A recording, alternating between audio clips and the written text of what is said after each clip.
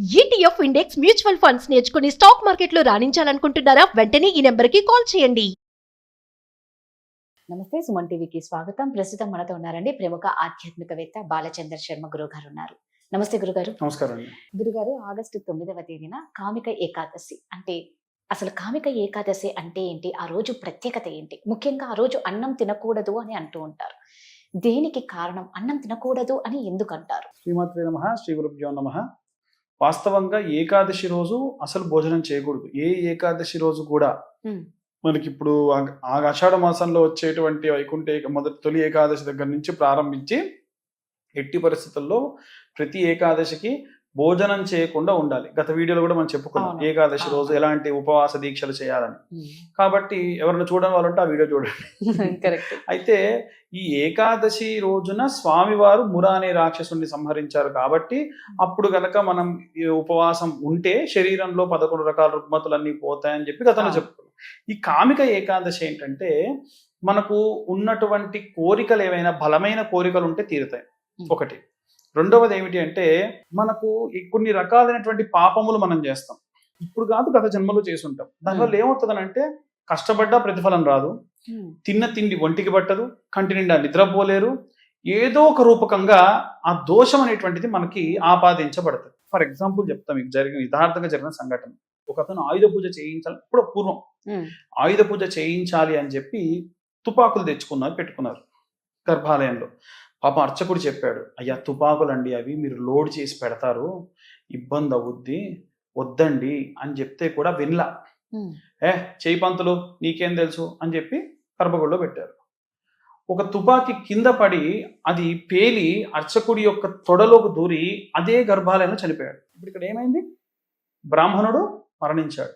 ఇది బ్రహ్మహత్యా పాతకం కిందికి వస్తుంది. దానివల్ల ఏమవుతుంది? తర్వాతి తరాలు లేదా ఇతనే మళ్ళీ మళ్ళీ మళ్ళీ జన్మెత్తుతాడు దాన్ని పోగొట్టుకోవడానికి. ఇది నేను ఉదాహరణకు చెప్పా, ఇది యథార్థంగా జరిగింది, ఉదాహరణకు చెప్పా. ఇలా మనం ఎన్ని చేసి ఉంటామో, మనం గడిచిన కొన్ని కోట్ల జన్మలలో ఎన్ని చేసి ఉంటామో, అలా చేసినటువంటి పాపభూయిష్టమైనటువంటి దోషములు పోవాలనంటే ఆ రోజున ఉపవాస దీక్ష చేయాలి. బ్రహ్మహత్యా పాతకం లాంటి వాటికి సైతం దోషం పోతుంది ఒకటి. రెండవది, ఆ రోజున వీలైతే ఎవరికైనా సరే మీరు ఉపవాసం ఉండొచ్చు, ఎవరికైనా సరే అన్నార్తులు అంటే ఆరోగ్యం బాగాలేకుండా ఉన్నటువంటి బీదలు, కొంతమంది చూడండి హాస్పిటల్స్కి వెళ్ళి పండ్లు పంచుతూ ఉంటారు. ఆ రోజున అలా పండ్లు పంచితే మంచిది. ఏదైనా గవర్నమెంట్ హాస్పిటల్కి వెళ్ళి వాళ్ళు తినడానికి లేక, వాళ్ళ బంధువులకు సరైన వసతి లేక ఉంటే వాళ్ళకు పండ్లు లాంటివి పంచిన చాలా మంచిది. రెండవది, వీలైతే బ్రాహ్మణోత్తములకి ఆ రోజున దీర్ఘంగా వెలిగేటువంటి దీపాన్ని దానం చేయాలి. చిత్రగుప్తుడు సైతం ఆ యొక్క వెలుతురు వలన మనకున్నటువంటి పాపాలు ఏమైనా ఉంటే వాటిని తీసేస్తాడు, అతనికి కనిపించదు లెక్కించడం అని అంటారు. చిత్రగుప్తుడు సైతం ఆ రోజు ఉపవాసం చేస్తాడు కామిక ఏకాదశి రోజున.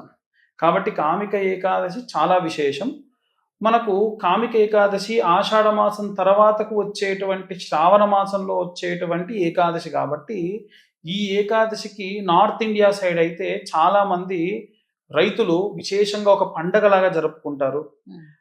కొన్ని రకాలైనటువంటి పిండి పదార్థాలని వాళ్ళు ఒకరికొకరు వాయనంగా ఇచ్చుకుంటారు. కొన్ని రకాలైనటువంటి ఆకుకూరల్ని కూడా, అంటే కొత్తిమీర లాంటి ఆకుకూరలని పండించినటువంటి ఆకుకూరల్ని పంచుకోవడం లాంటివి చేస్తూ ఉంటారు. అది వాళ్ళ సాంప్రదాయం బట్టి ఉంటుంది. ఇలా విశేషంగా కామిక ఏకాదశి మనకు ఉన్నటువంటి రోగ రుగ్మతులను పోగొడుతుంది. ఆ రోజు కనుక ఉపవాసం ఉంటే ఎవరైనా సరే దీర్ఘాయుష్తో ఉండాలనుకున్న వాళ్ళు ఆ రోజున అభిషేకాలు చేయించుకోవచ్చు. పితృదోషాలు ఉన్నటువంటి వాళ్ళు కూడా ఆ రోజున గనక పితృదోషాలకు సంబంధించిన కార్యక్రమాలు చేయిస్తే మంచిది. ఏవైనా సరే దానాలు ఇచ్చేటప్పుడు కూడా శ్రావణ మాసంలో మనం కొన్ని దానాలు చేస్తే మంచిది. దాంట్లో ఈ ఏకాదశి రోజున గనక వస్త్రదానం చేస్తే ఆయువృద్ధి. ఆ వస్త్రం కూడా అవతల వాళ్ళు రోజు వేసుకునే దానికంటే కూడా ఇబ్బంది వచ్చినప్పుడు కప్పుకునేటట్టుగా, ఉదాహరణకు రోడ్డు పక్కన ఉన్నటువంటి వాళ్ళు చలికి వణుకుతుంటూ ఉంటారు కాబట్టి వాళ్ళకు రగ్గులు దానం చేయండి, చాలా మంచిది. దానివల్ల ఆయుష్ పెరుగుతుంది. రెండవది, పితృదోషాలు ఉంటే గనక ఆ రోజున లేదా ఆ నెల ఏకాదశి నుండి మనకు చతుర్దశి ఈ మధ్యకాలంలో గనక పితృదోష నివారణ పూజ చేయించుకున్న తర్వాతకి చిన్నదైనా పర్వాలేదు వెండి శివలింగాన్ని దానం చేయాలి. చేస్తే పితృదోషాలు పోతాయి. పితృదోషాలు 100 జన్మలకు సరిపడ దోషాలు పోతాయి. మయా సహా దశపూర్వేషాం దశాపరేషాం, పోయిన 10 తరాలు వచ్చే 10 తరాలకు సంబంధించి గత 100 జన్మల్లో ఇతను గనక ఏమైనా సరే పితృదోషాలు చేసి ఉంటే ఆ రోజున మీరు గనక వెండి శివలింగాన్ని దానం చేస్తే దోషం పోతుంది, ఉపవాస దీక్ష చేసి. అలాగే భోజనం గనక ఎవరికైనా సరే పెడితే, ఇందాక చెప్పినట్టుగా పండ్లు లాంటివి పెడితే, ఏవైనా సరే ఆరోగ్యం బాలేకుండా ఉన్నటువంటి వారికి ఆరోగ్యాభివృద్ధి కలుగుతుంది, ఆయువృద్ధి కలుగుతుంది.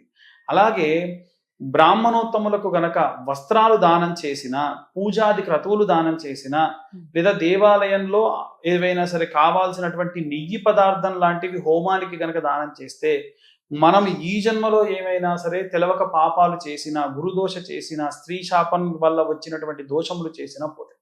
అన్నిటికంటే ఆఖరణ చెప్పబడింది ఏమిటంటే, ఆడవాళ్ళు గనక ఈ మాసంలో ఏవైనా సరే వ్రతాలు చేసుకున్నప్పుడు ఈ యొక్క పసుపు కుంకుమలు గనక వాయనంగా ఇస్తే అప్పుడు విశేషంగా దీర్ఘ సౌమాంగల్యత్వం అనేది ఉంటుంది, భర్త ఆయుష్ పెరుగుతుంది, తను నిండు నూరేళ్ళు కూడా ముత్తైదువుగా ఉంటుంది అని చెప్పడం జరిగింది.